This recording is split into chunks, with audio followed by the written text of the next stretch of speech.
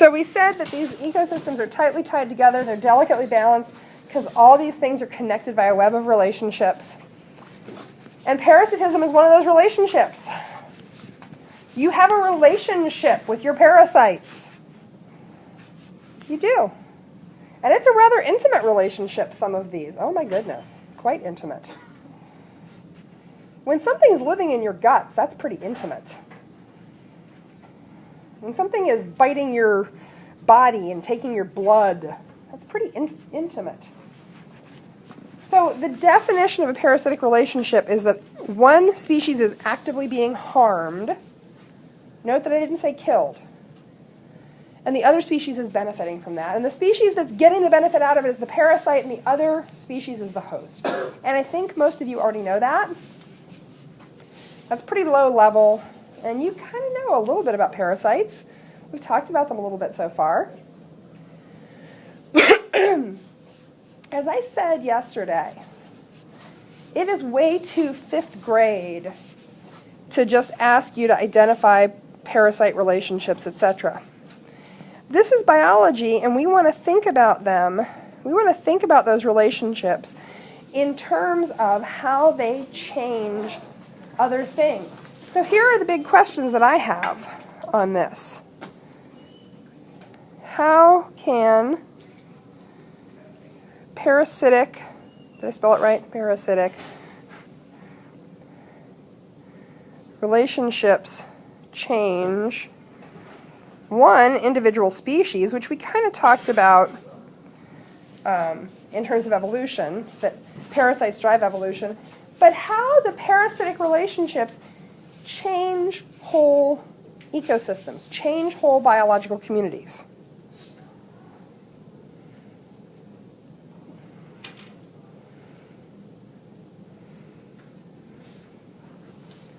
That's really what we want to know, is how these underlying relationships change other stuff.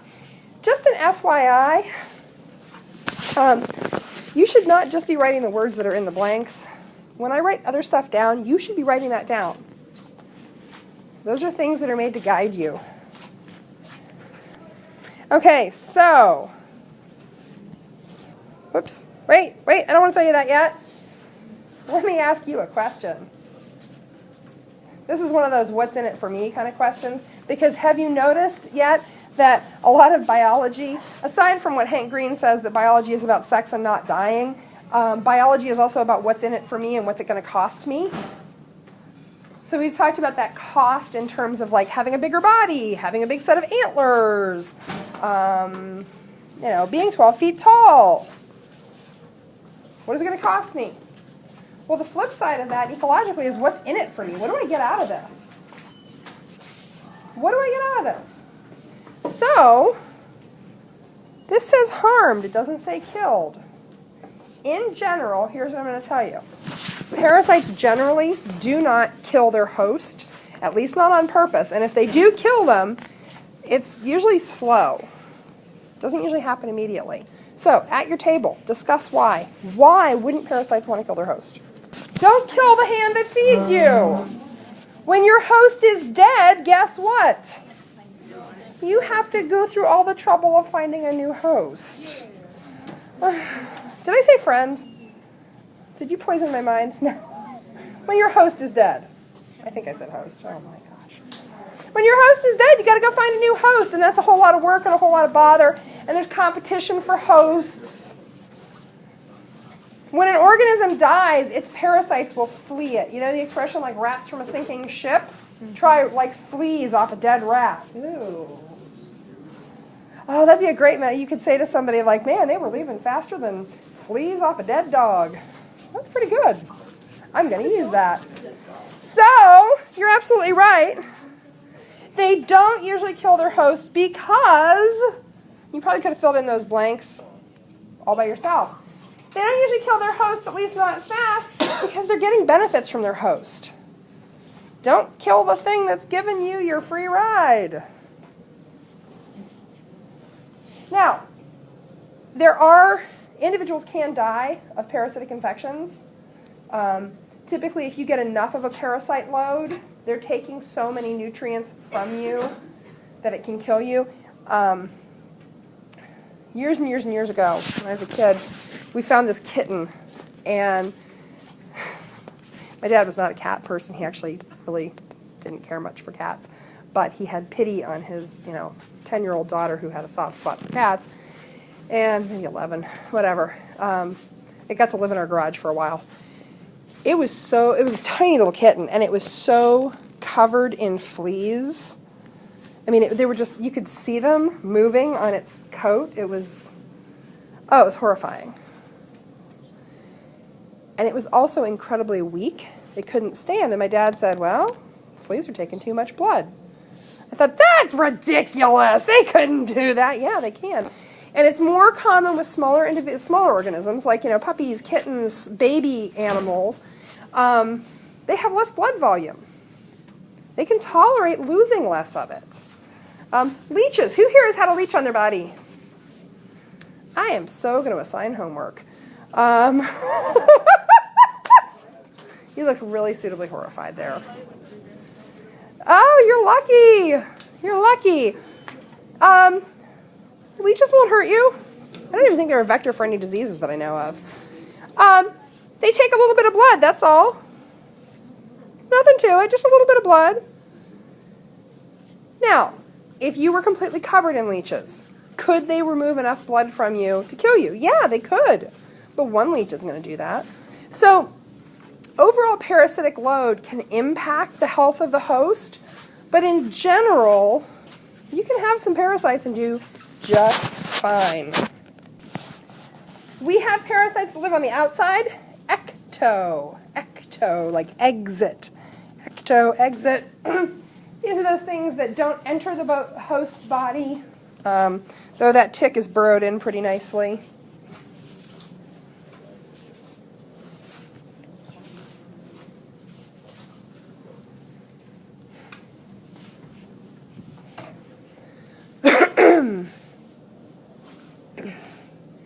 And there are tons of ectoparasites. Most of you at one point in your life have probably been bitten by an ectoparasite of some sort.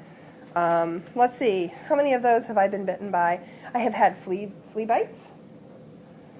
Had a little flea infestation with my dog when I was in my 20s. Had plenty of tick bites, lots of mosquito bites, never had lice. Oh, I had ticks in there twice. I've had plenty of leeches. I've never been bitten by a mite that I know of. There are tons more. There are little tiny, what are called red velvet mites that crawl around in the grass. And I might have gotten bitten by one of those once. So these tend to not be things, a lot of these I should say, are not things that stick with the host long term. They hop on, they take their payment, they take their usually blood, and they're gone.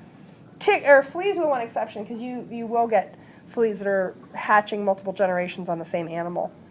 But a lot of these aren't so intimately connected to an individual host, but their species is intimately connected to another species.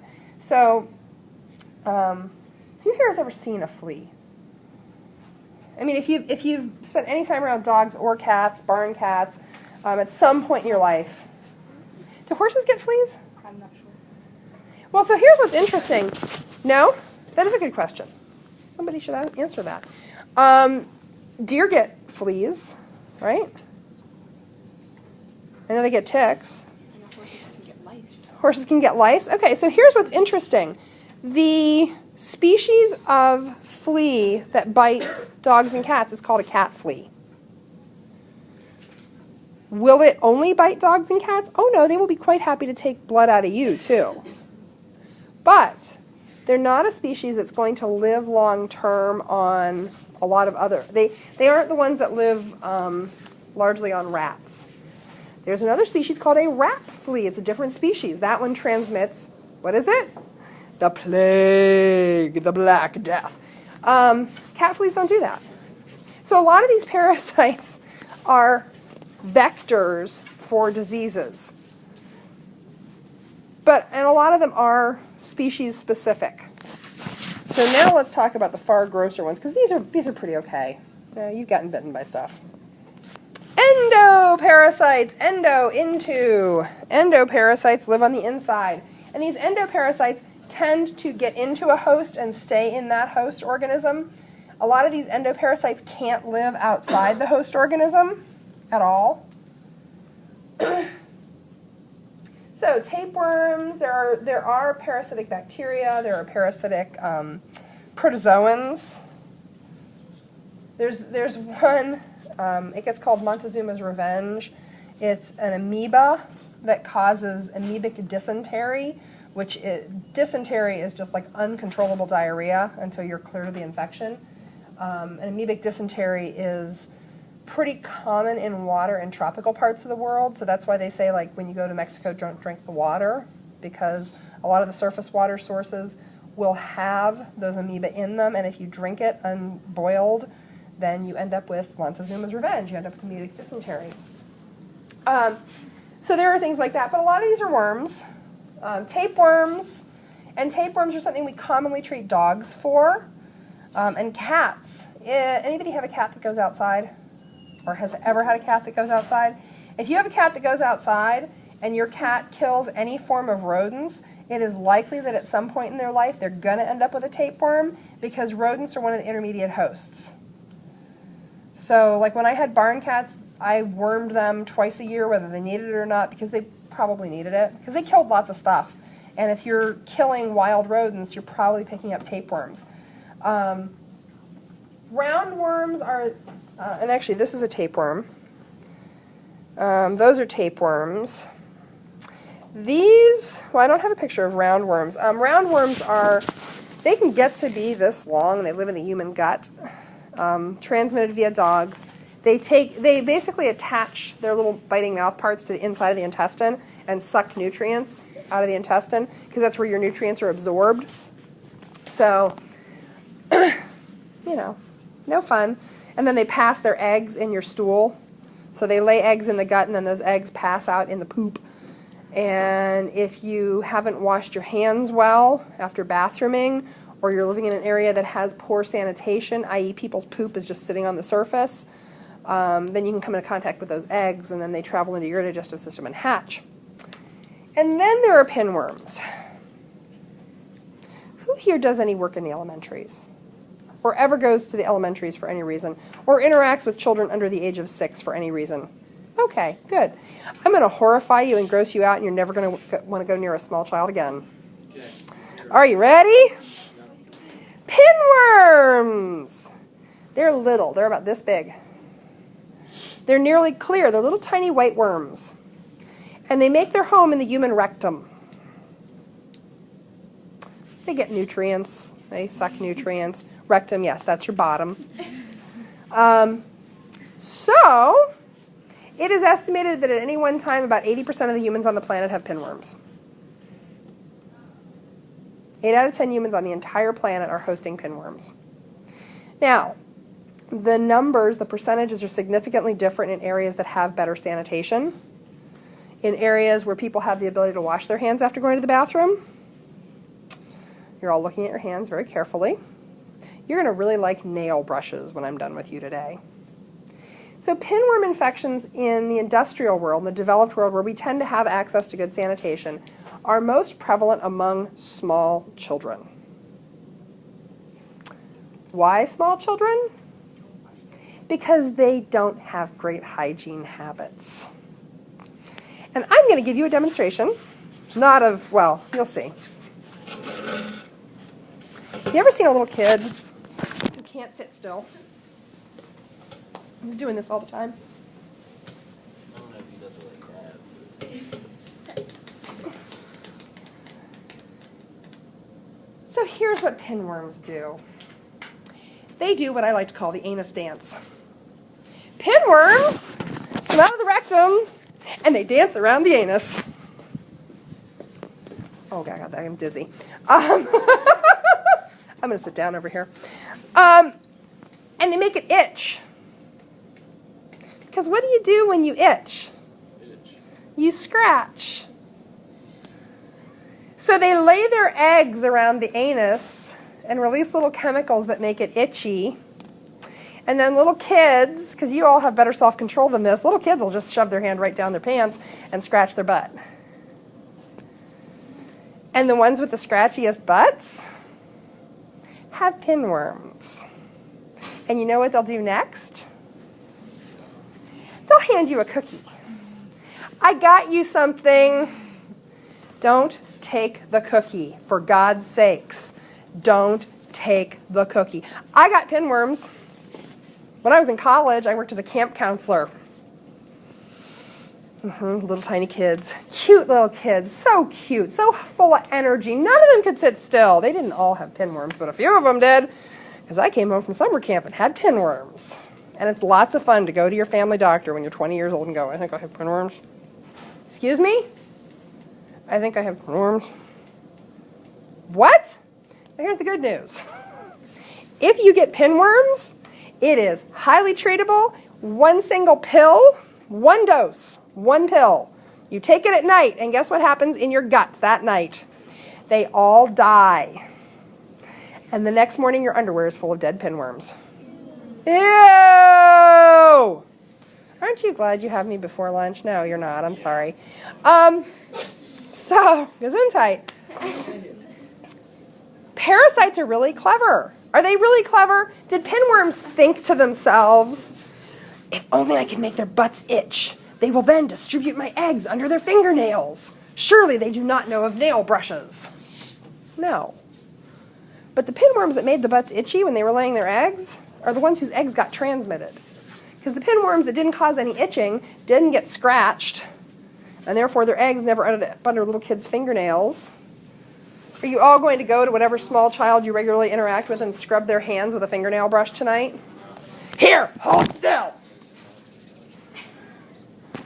Scrub under the fingernails. Ew, or just don't touch them. Just put them in isolation bubbles and don't go near them. I have seriously thought about that. Can a parasite change behavior? Yes. Does changing behavior change a species? Possibly. So with predation, we talked about things like the ecology of fear. Is there an ecology of parasites? Have parasites in some way driven human culture? We don't poop in open ditches anymore. Usually. There might be some exceptions. But in a lot of the world, we have better sanitation. Why do we have better sanitation? Well, because humans are aware of the effect of parasites. We've changed our own behavior. We've changed whole systems to prevent these species from surviving. How cruel of us. How cruel and heartless. They could go away. So here's the thing. A lot, especially of these endoparasites, are so host-specific that if their host species goes extinct, the parasites can't survive on anything else. So, you know, could we make some of these extinct? Yeah, we could. There's a loss of genetic diversity in the world. Just saying. Okay, so what were our two big questions, though? We can tell parasite stories all day. They're tons of fun if you're a biologist. But what we really want to know is how parasites change species and communities.